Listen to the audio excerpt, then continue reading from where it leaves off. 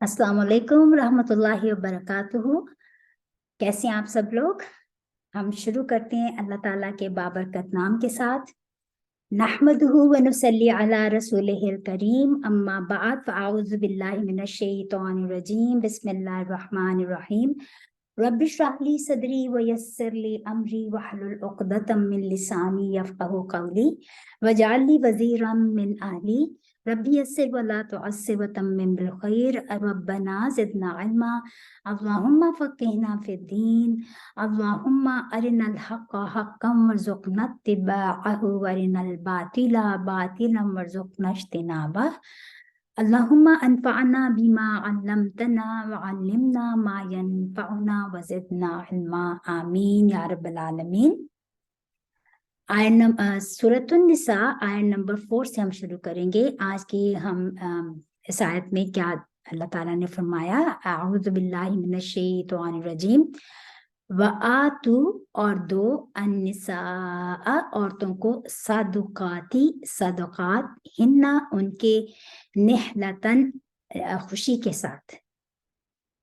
पस इन अगर तिबना खुशी से दो, लकुम तुम्हें या वास्ते तुम्हारे, या खुशी से दें बस अगर खुशी से दें, लकुम तुमको, अन शैइन कुछ चीज में से, मिनहु उसमें से, नफसन अपनी जी से, फकुलू बस खाओ, उसको, हनी मजे से, मरी खुश दिली से, खुश जायका समझकर। हनी हा नून अलिफ रूट लेटर्स हैं और मीम रा अलिफ इस मरिया रूट लेटर्स हैं। इस आयत में अल्लाह ताला ने हक महर की जो रूलिंग्स है उसके बारे में बताया गया है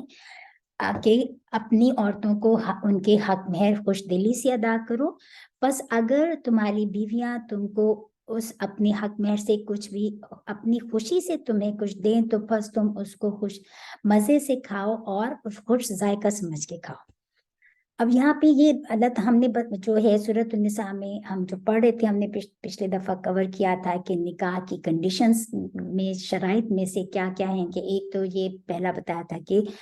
लड़का और लड़की की रजामंदी का होना, दूसरा कि लड़की के वली की इजाजत, और तीसरा था कि हक महर को तय किया जाना, और नंबर 4 गवाहों की मौजूदगी में निकाह का होना।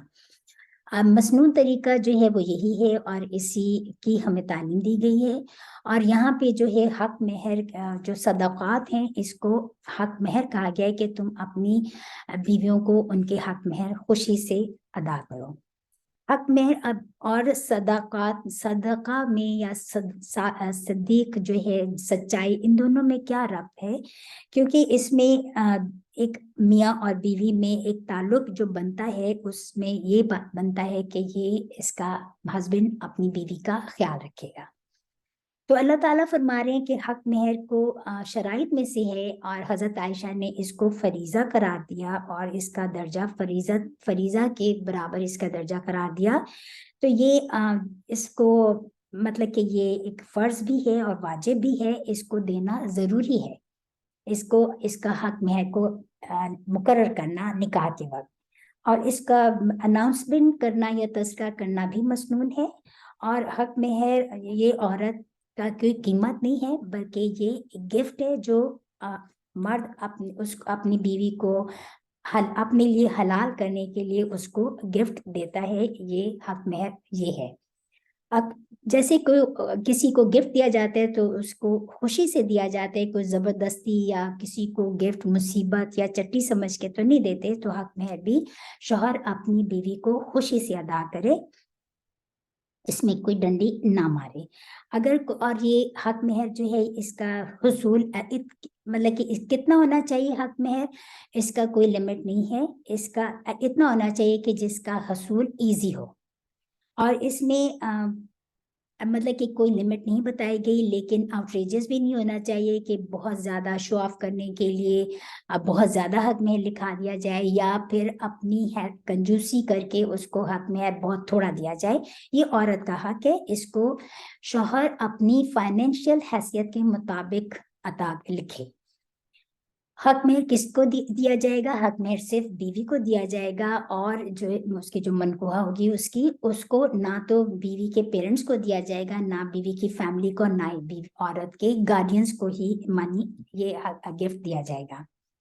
اور اس کے بغیر جو ہے کہا جاتا ہے کہ اس کے بغیر نکاح از لائک اے زنا، تو اس لیے اس کی امپورٹنس بہت زیادہ ہے۔ حق مہر حضرت عائشہ سے پوچھا گیا کہ کتنا تھا، ان ازواج مطہرات کا کتنا حق مہر تھا، تو حضرت عائشہ نے بتایا کہ 500 درہم، اور جس کو آج کے زمانے میں جس کی اگر تولا جائے تو جو 500 درہم کوائنز ہوتے تھے، تو مطلب اس کی جو ویلیو بنتی ہے وہ 131.5 تولے چاندی کی بنتی ہے۔ لیکن جیسے ام حبیبہ کا جو رسول صلی اللہ علیہ وسلم کے ساتھ نکاح ہوا تو نجاشی نے نکاح کیا تھا، اور ان کا حق میں 4000 درہم رکھا گیا تھا، جو کہ 1052 تولے چاندی بنتا ہے۔ اور حق مہر جو اللہ تعالیٰ نے فرمایا کہ ان کو خوشی سے ادا کیا جائے، اپنی بیوی کو خوشی سے دیا جائے، کوئی مصیبت سمجھ کے نہیں، یہ اس کا گفٹ ہے۔ حضرت عمر رضی اللہ عنہ اور قاضی شریک کا یہ فیصلہ ہے کہ اگر کسی عورت نے اپنے شوہر کو پورا یا اس کا کچھ حصہ حق مہر کا معاف کر دیا ہو، اور بعد میں وہ اس کا مطالبہ کرے، تو اس شوہر کو اس کو ادا کرنے پر مجبور کیا جائے گا۔ کیونکہ اس کا مطالبہ کرنا یہ معنی رکھتا ہے کہ وہ اپنی خوشی سے اس مہر کا کچھ حصہ چھوڑنا نہیں چاہتی تھی۔ اس سے بیوی سے حق مہر کو زبردستی معاف کروا لینا، یا اس کو معاف کروا لینا، یا اس کو کہنا، اس کو زور زبردستی کے ساتھ کہ تم اس کو کچھ حصہ چھوڑ دو، یہ ظلم اور زیادتی ہے، اس کو ایسا نہیں کرنا چاہیے۔ یہ عورت کی پوزیشن ہے، اور کسی کا بھی مال ہڑپ کرنا یہ اس کی اجازت اسلام نہیں دیتا۔ اور اگر کوئی اگر حق مہر بیوی اگر طلب مانگتی ہے تو اس کو یہ سمجھ لیا جاتا ہے بعض دفعہ کہ یہ جیسے طلاق کے برابر بات پہنچ جاتی ہے، تو ایسا بالکل بھی نہیں ہے۔ یہ عورت کا حق ہے، اور اس کو جتنا میں نے بتا دیا کہ آدمی کی فائنینشیل سٹیٹس کے مطابق ہو، یہ بھی نہیں کہ بہت زیادہ ہو، اور یہ بھی نہیں کہ بہت کم ہو۔ ہاں، اگر کوئی افورڈ نہیں کر سکتا تو آپ سے نے فرمایا کہ چاہے لوہے کی انگوٹھی ہی کیوں نہ ہو، وہ دے کر بھی حق مہر ادا کر کے پھر نکاح کرو۔ ایک صحابی، جب آپ صلی اللہ علیہ وسلم کے دور میں ایک صحابی کے بارے میں آتا ہے کہ جب ان کے نکاح کا وقت آیا تو ان کے پاس کچھ بھی نہیں تھا دینے کے لیے، تو انہوں نے صرف قرآن کی کچھ آیات یاد کرانے کو حق مہر کے بارے میں لکھا تھا کہ مطلب میں اپنی بیوی کو یہ قرآن کی آیات یاد کراؤں گا، یہ اس کا حق مہر ہے۔ تو یہ دیکھیں کتنی بڑی خوبصورت بات ہے کہ عورت کا حصہ اللہ تعالیٰ نے کسی اور مذہب نے دیا، کہ یہ عورت کی رائٹس ہیں، کہ یہ اس کا رائٹ ہے کہ اس کو دیا جائے۔ اور یہ جو فرمایا کہ خوشی سے وہ دے، تو مطلب اس کو خوشی سے دو، اور اگر وہ کوئی حصہ مطلب چھوڑ دیتی ہے اپنی مرضی کے ساتھ، اپنی کہ بھی ٹھیک ہے میں اس میں سے کچھ حصہ معاف کر دیتی ہوں، یا میں آپ کو دے دیتی ہوں، شوہر کو دے دیتی ہے، تو پھر یہ میاں بیوی کے تو دونوں کی میوچل انڈرسٹینڈنگ ہے، تو پھر اس کو اللہ تعالیٰ نے فرمایا کہ وہ پھر خوشی سے اس کو مزے سے کھاؤ اور خوشگوار سمجھ کے کھاؤ۔ پھر کوئی بعض دفعہ دیکھا جاتا ہے کہ بعض مرد اس کو بھی بہت انا کا مسئلہ بنا کے کہتے ہیں کہ ہاں مجھے ضرورت تو نہیں ہے لیکن تم دیتی ہو تو میں لے لیتا ہوں، تو اس طرح کی ٹانٹنگ وے میں مطلب اس طرح کر کے لینے اس کو پسندیدہ نہیں ہے۔ تو یہ باتیں یہاں پر حق مہر کے بارے میں بتا دی۔ پھر فرمایا کہ ولا نمبر 5، ولا اور نہ تم دو سفہاء بے وقوفوں کو اموال کم ان کے التی، وہ جو یہاں پر اموال جو ہے یہ مؤنث ہے تو اس لیے التی آیا ہے، التی جو جعلا کی ہے اللہ تعالیٰ نے لکم واسطے تمہارے قیامن معیشت، یا اس کی ورزقوہم اور کھلاؤ ان کو، فیہا ان میں سے، وکسوہم اور پہناؤ ان کو، وقولو اور کہو لہم واسطے ان کے یا ان کو، قولاً بات، معروفاً معروفہ بہت اچھی۔ वबतलू और आजमाया करो अल-यतामा यतीमों को हत्ता यहाँ तक के इज़ा जब बलगू वो पहुँचे निकाह को पस इन अगर आनस्तुम पाओ तुम मिनहुम उनमें रुश्दन कोई होशियारी या रुश्द या अक्लमंदी फदफाऊ पस हवाले कर दो इलैहिम फदफाऊ पस हवाले कर दो इलैहिम तरफ उनके अमवाला माल हम उनके व और ला ना ताकुलू खाओ हा उसको इसराफन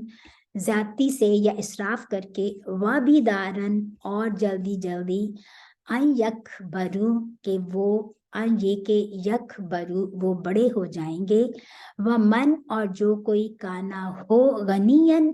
बे इख्तियार या गनी फल यस्ताफिफ फल पस या वो स्ताफिफ चाहिए कि वो तखफीफ करे या बचे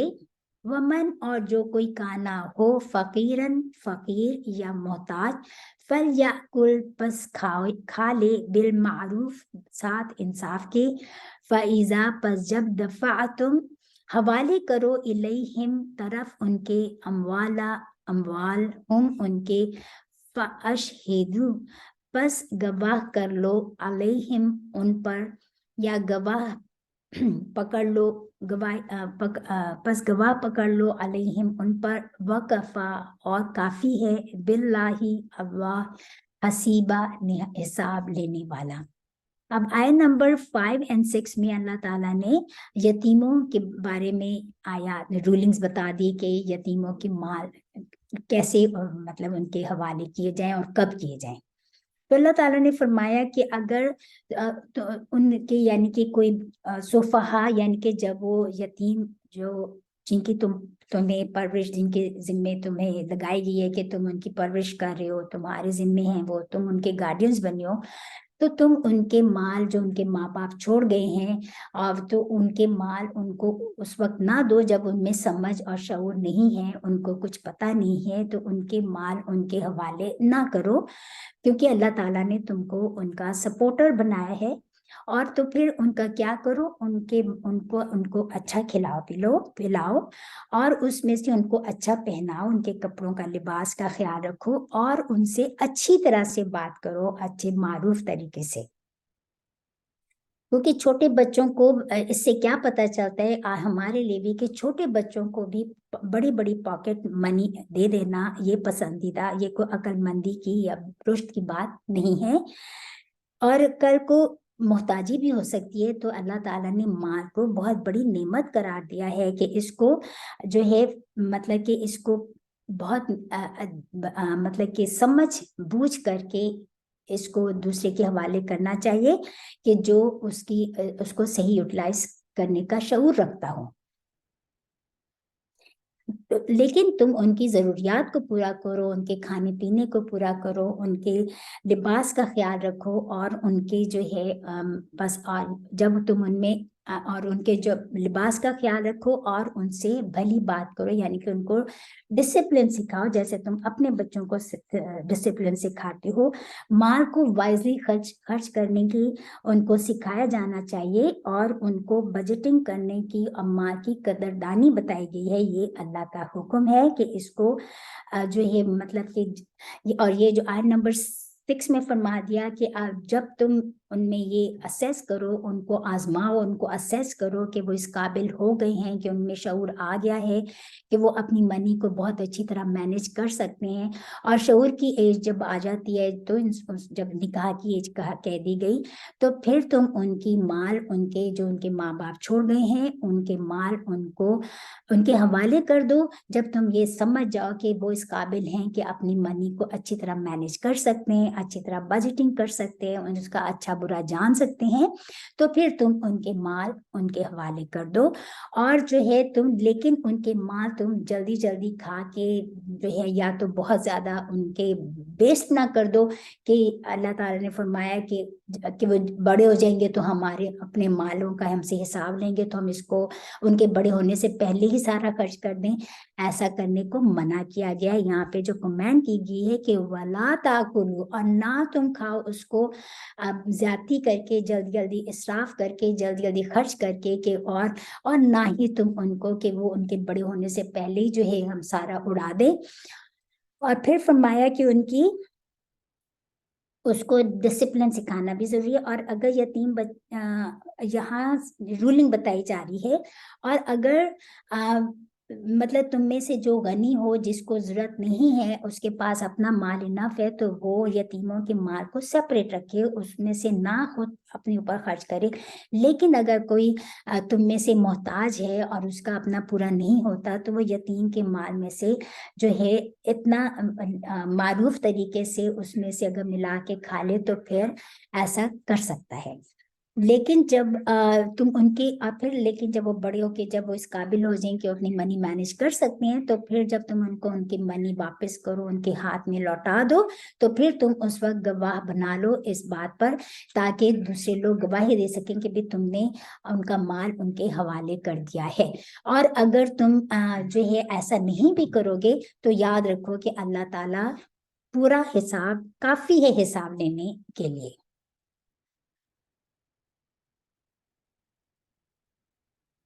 اور یہ سب کون کر سکتا ہے، کب کر سکتا ہے؟ جب اس کے پاس اللہ کا تقوی ہوگا، وہی یہ سب اللہ تعالیٰ کے احکامات کے مطابق یتیم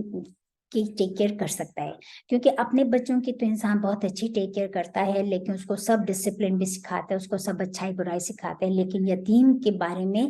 بہت جلدی آنکھیں بند کر لیتا ہے انسان، اور کہتا ہے کہ یہ اس کو تو یہ ذمہ داری سمجھتا ہی نہیں ہے نا انسان۔ تو یہ بہت یہاں پہ بتایا گیا ہے کہ آپ صلی اللہ علیہ وسلم نے یتیم کی ٹیک کیئر کرنے کی کتنی زیادہ جو ہے اللہ تعالیٰ نے اس چیز کو بار بار بہت ساری صورتوں میں فرمایا کہ یتیم کا کھانا کھلاؤ، یتیم کو کھلانے کی دوسروں کو بھی ترغیب دو کہ وہ اس کا خیال رکھیں۔ اور وہ حدیث بھی یاد کر لیں کہ جس کا خلاصہ میں اپنے مفہوم میں بتا رہی ہوں کہ آپ صلی اللہ علیہ وسلم نے فرمایا کہ جو یتیم کا خیال کرتا ہے، وہ آپ صلی اللہ علیہ وسلم نے اپنی 2 انگلیوں کو برابر جوڑ کے بتایا کہ وہ میرے ساتھ جنت میں ایسے داخل ہوگا جیسے 2 انگلیوں کے انہوں نے آپس میں جوڑ کے دکھایا۔ اور ایک اور حدیث کے مطابق کہ آپ صلی اللہ علیہ وسلم نے فرمایا کہ یتیم کے سر پہ جو ہاتھ رکھتا ہے، شفقت بھرا ہاتھ رکھتا ہے، تو اس کے ہاتھ کے جتنے اس کے بال آتے ہیں، اس کی اتنی جو ہیں اس کے حق میں اس کی نیکیاں، اس شخص کی نیکیاں لکھ دی جاتی ہیں۔ یعنی کہ یتیم کی کیئر کرنا، اس کو ڈسپلن سکھانا، اس کو اچھائی برائی سکھانا، اس کو منی مینجمنٹ سکھانا، اس کو دنیا کی تعلیم و تربیت دینا، یہ سب جو ہے اس جو یتیم کی ٹیک کیئر کرتا ہے، اس کے یہ ذمہ داریوں میں سے یہ ہے کہ اللہ تعالیٰ نے فرما دیا کہ اس کے لیے کتنا زیادہ بڑا اجر رکھ دیا اللہ تعالیٰ نے، اور اتنی احکامات بتا دیے کہ اس کو کس طرح مینج کیا جائے۔ اب آیت نمبر یہاں پہ جو فرمایا، آیت نمبر 7، للرجالی واسطے مردوں کے، نصیبن ایک حصہ ہے، مما اس چیز میں سے کہ ترکا چھوڑ گئے، والدانی والدین یعنی کہ ماں اور باپ، والاقربون اور قرابت دار، وللنساء اور عورتوں کے لیے ہے نصیبن ایک حصہ، مما اس چیز میں سے کہ ترکا چھوڑ گئے، والدانی ماں باپ، والاقربون اور قرابت دار، مما اس میں سے، قلّا تھوڑا ہو، منہ اس سے، او کثر یا زیادہ ہو، نصیباً حصہ ہے، مفروضا مقرر کیا ہوا۔ یہاں پر اللہ تعالیٰ نے یہ سب کچھ جو ہے بہت خوبصورت آیت میں اللہ تعالیٰ نے جو ہے حصے بتا دیے کہ مردوں کے لیے بھی جو اس کے والدین چھوڑ جائیں ان کے لیے حصہ ہے، اور عورتوں کے لیے بھی جو اس کے ماں باپ چھوڑ جائیں ان کے لیے بھی حصہ ہے۔ اس آیت کا بیک گراؤنڈ یہ بتایا گیا ہے کہ آپ صلی اللہ علیہ وسلم جس دور میں اسلام لے کے مکہ سے مدینہ تشریف لے کر آئے، کیونکہ یہ مدنی سورہ ہے، اور جب جنگ احد کے بعد بہت لوگ جو یتیم ہوئے تھے، تو اس سے پہلے بہت غلط قسم کی رسومات رائج تھیں اور بہت بدعات تھیں، جو کہ بہت خراب رسومات ایجاد تھیں اس دور میں۔ تو وہ کیا کرتے تھے کہ چھوٹے جو بچے ہوتے تھے ان کے حصے میں تو کچھ نہیں آتا تھا، اور عورتوں کو تو وہ اپنے ورثے میں سے کچھ نہیں دیا جاتا تھا، جائیداد صرف اس کو دی جاتی تھی کہ جو اس مطلب اس قابل ہوتا بڑا لڑکا جو جنگ کر سکتا ہو، تو ساری جائیداد اس کو دے دی جاتی تھی۔ اور بچوں، اور خاص بعض دفعہ یہ بھی ہوتا تھا کہ اپنے بچوں کو تو کچھ نہیں دیتے تھے، لیکن جو اڈاپٹیڈ بچے ہوتے تھے لپالک، ان کو ان کے حصے میں سارا مال دے دیا جاتا تھا۔ کبھی اور عورتوں کا تو یہ حال تھا کہ اگر کسی کا شوہر مر جاتا تو اس عورت کا دوپٹہ جس مرد پر جس مرد پر اس کا دوپٹہ ڈالا جاتا وہ مرد اس کا وارث بن جاتا اس عورت کا، پھر وہ اس کے ساتھ جو چاہتا سلوک کرتا۔ یہ دور جاہلیت کی باتیں تھیں۔ اللہ تعالیٰ نے اتنا خوبصورت نظام جو ہے قائم کر دیا اسلام کے ذریعے کہ اللہ تعالیٰ نے سب کے حصے مقرر کر دیے کہ مطلب چاہے کوئی جو یتیم بچوں میں سے مرد ہوں یا عورت، ان کے حصے مقرر کر دیے، اور کوئی عورت جو ہے ان کے بھی حصے ہیں کہ ان کے لیے بھی حصے مقرر کر دیے۔ کرسچینٹی میں تو یہ حال ہے کہ اگر کوئی کسی کو مال اپنے اولاد میں سے کسی کو نہیں دینا چاہتا جائیداد، تو وہ ساری کی ساری جائیداد اپنے کسی اینیمل یا ڈاگ ہی کو دے دی جاتی ہے، تو جس کو لیگل قرار دیا جاتا ہے۔ اسلام نے اس کے لیے وراثت کا قانون نافذ کر دیا اور فرما دیا کہ عورتوں کے چھوٹے بچوں کے بھی حصے دے دیے اور عورتوں کے بھی حصے مقرر کر دیے، جن کے حقوق ہیں، اور یہ حقوق کون ادا کرے گا؟ جس کے دل میں اللہ کا تقوی ہوگا۔ قرآن میں جو حصے کے لیے لفظ آتے ہیں وہ آتے ہیں جزن بھی آتا ہے، خلاق بھی آتا ہے، اور نصیبن بھی آتا ہے، جو یہاں پہ بتایا گیا ہے۔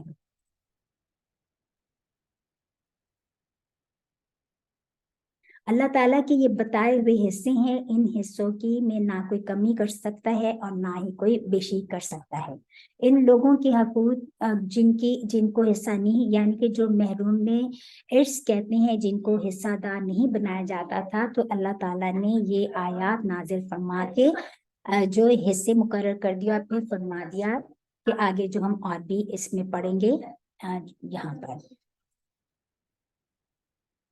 اور اللہ تعالیٰ نے فرما دیا کہ چاہے ماں باپ تھوڑا چھوڑیں یا زیادہ چھوڑیں، اس میں سے جو بھی چھوڑیں گے اس کا حصہ فرض کر دیا گیا ہے۔ اور پھر فرمایا وَإِذَا، اور جب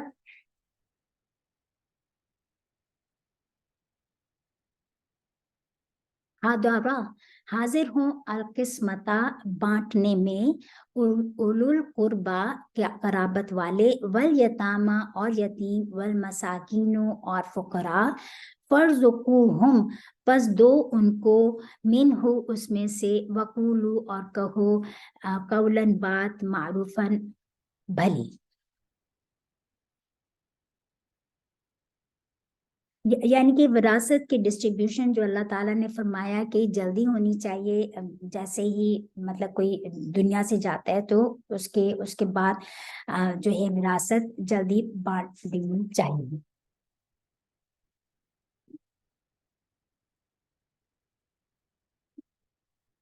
اچھا، یہاں پہ جو وراثت کے حصے اللہ تعالیٰ نے خود بتا دیے، یہ اللہ تعالیٰ نے فکس کر دی ہیں، جو جس کا حق ہے اس کو پورا حق دینا چاہیے، اس میں کوئی شرم محسوس نہیں کرنی چاہیے۔ آج بھی بہت غلط قسم کی رسومات ہم دیکھنے میں آتی ہیں کہ بعض دفعہ بیٹوں کو کہا جاتا ہے کہ تم بیٹیوں کو تو ان کا حق معافی کر دو، بیٹیوں کو کہا جاتا ہے کہ تم اپنے حق سے دستبردار ہو جاؤ، اور تم نے کیا کرنا ہے، منی لے کے سارا تم اپنے مردوں بھائیوں کو دے دو۔ اور یا پھر یہ کہا جاتا ہے کہ دیکھو جن کے مطلب کہ سبلنگز ابراڈ رہتے ہیں تو ان کے پاس تو بہت پیسہ ہے، تو ان کو کیا ضرورت ہے حصہ لینے کی، تو ان کو وہ بھی اپنا حصہ معاف کر دیں۔ تو یہ اللہ تعالیٰ نے اس طرح نہیں ہے، اللہ تعالیٰ نے جو ڈسٹریبیوشن رکھ دی ہے، جو جس کے حقوق ہیں وہ اس کو ایز اٹ از ملنے ضروری ہیں، اور یہ اللہ تعالیٰ کے احکامات ہیں۔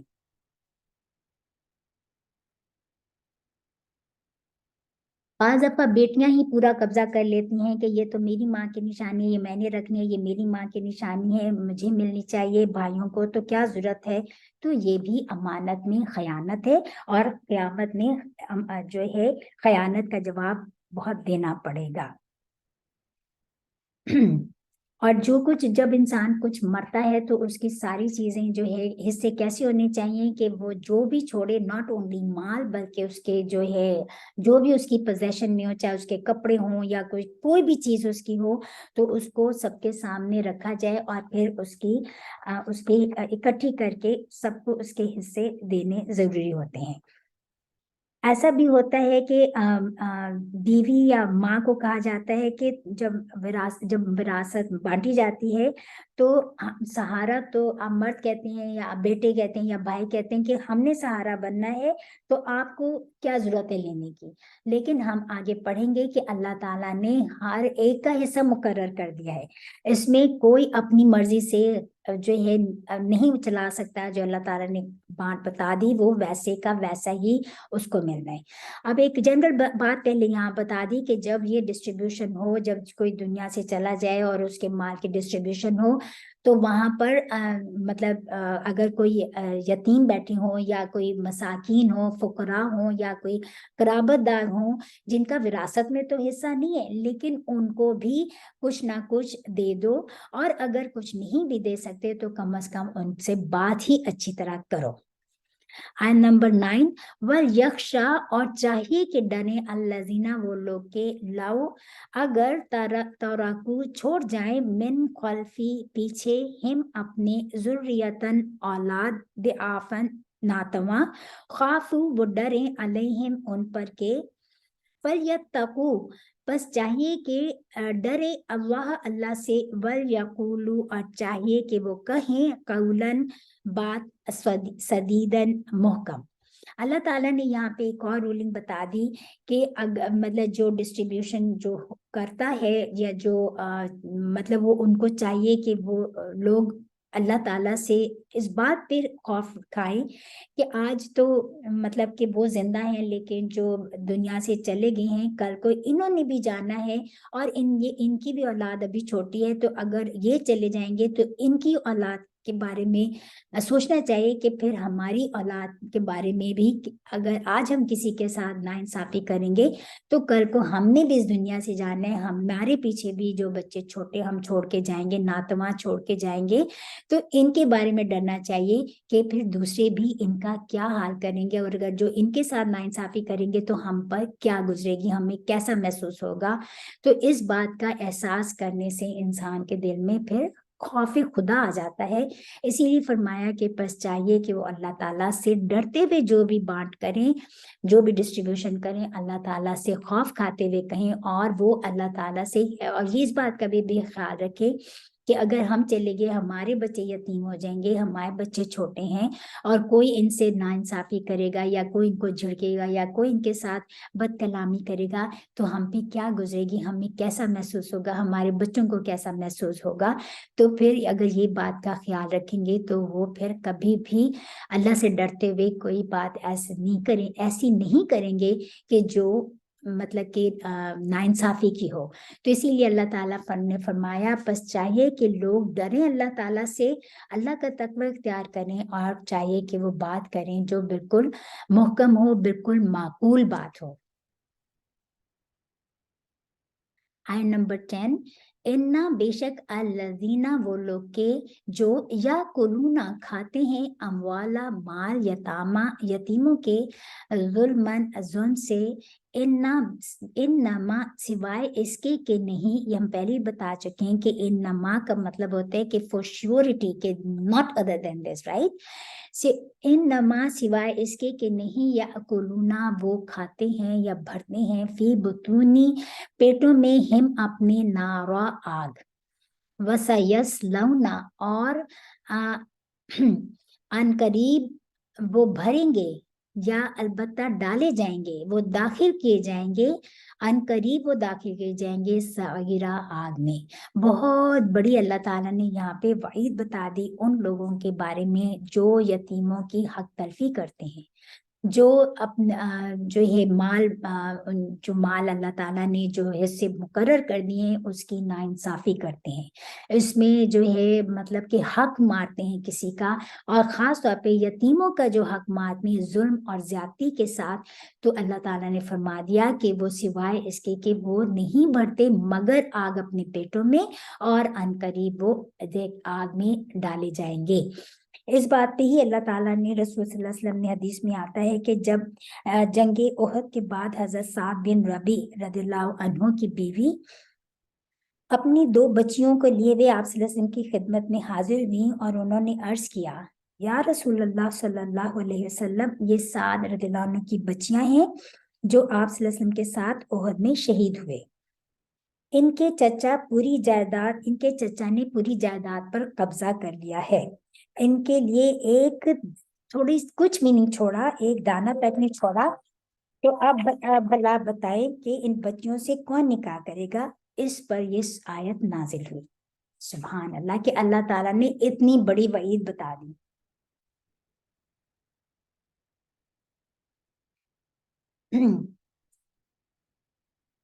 آج بھی لوگ یتیموں کے مال جو کچھ لیگل طریقے سے اور کچھ انلیگل طریقے سے کھا لیتے ہیں، تو اللہ آپ صلی اللہ علیہ وسلم نے فرمایا جب میت کے گھر میں لوگوں کو کھانا کھلاؤ، یہ نبی صلی اللہ علیہ وسلم نے فرمایا کہ حشر کے دن ایک گروہ کو ایسے اٹھایا جائے گا جن کے منہ سے آگ نکل رہی ہوگی۔ صحابہ نے پوچھا یا رسول اللہ صلی اللہ علیہ وسلم وہ کون لوگ ہوں گے؟ تو آپ صلی اللہ علیہ وسلم نے آیت نمبر 10 یہ ان الذین یأکلون اموال الیتامی ظلما انما یأکلون فی بطونہم نارا وسیصلون سعیرا، کہ بے شک وہ لوگ ہوں گے جو یتیموں کے مال کو ظلم کر کے زیادتی کر کے کھاتے ہیں، وہ کچھ نہیں کھاتے بلکہ اپنے پیٹوں کو آگ سے بھرتے ہیں، اور وہ عنقریب جو ہے جہنم میں ڈالے جائیں گے۔ اللہ تعالیٰ جو ہے یہ بہت بڑی وعید ہے جی، اور یہ کس کو جو قرآن پڑھے گا اسی کو یہ جو ہے ان آیات کا مطلب پتا ہوگا، تو وہی یتیموں کا خیال کرے گا، اور وہی انسان جو ہے ناانصافی سے بچے گا۔ اسی لیے قرآن کو پڑھنا ہماری زندگی میں کتنا بڑا، ہماری زندگیاں روشن کرنے والی کتاب ہے، ہمیں گائیڈنس دینے والی کتاب ہے، ہر اسٹیپ پہ ہمیں ہدایت کرنے والی کتاب ہے کہ تم نے کون سے موقع پر کیا کرنا ہے، یہ تمہاری کیا ذمہ داری ہے۔ تو اسی لیے قرآن جس کے زندگی میں کھلتا ہے اس کے دل میں پھر تقویٰ بھی آتا ہے، اور اس کو پتہ ہوتا ہے کہ میرے ساتھ کیا ہونے والا ہے، اور وہ اللہ کا خوف کرتے ہوئے پھر اپنی ان کی زندگیاں سنور جاتی ہیں۔ اللہ تعالیٰ سے دعا کرتے ہوئے ہم یہاں تک ہی آج کا سیشن رکھتے ہیں کہ اللہ تعالیٰ ہماری زندگیوں میں بھی قرآن کھول جائے، تاکہ ہماری بھی رہنمائی ہو، اور ہمیں بھی اللہ تعالیٰ نے جو احکامات دیے ہیں ہم ان احکامات کو صحیح طرح سمجھیں، ان پر غور کریں، اور ان کو اپنی زندگیوں میں امپلیمنٹ کریں، اور ان کو دوسروں کو بھی بتائیں کہ دیکھو اللہ کے یہ احکامات ہیں، ان کو پورا کرو، کیونکہ ہم سب نے مرنا ہے، ہم سب نے اللہ کے حضور حاضر ہونا ہے، اور ہم سب نے اکاؤنٹیبل ہونا ہے اپنی اپنی ڈیڈس کے۔ تو یا رب ہمیں سب کو جہنم کی آگ سے بچانا، اللہم اجرنا من النار، یا اللہ ہماری رہنمائی کر دے اور ہمیں سیدھی راہ پر قائم رکھ، اور ہم سے کوئی ناانصافی نہ ہو۔ آمین ثم آمین۔ سبحان ربک رب العزت عما یصفون وسلام علی المرسلین والحمد للہ رب العالمین۔ ربنا تقبل منا انک انت السمیع العلیم وتب علینا انک انت التواب الرحیم۔ آمین۔ السلام علیکم ورحمۃ اللہ وبرکاتہ۔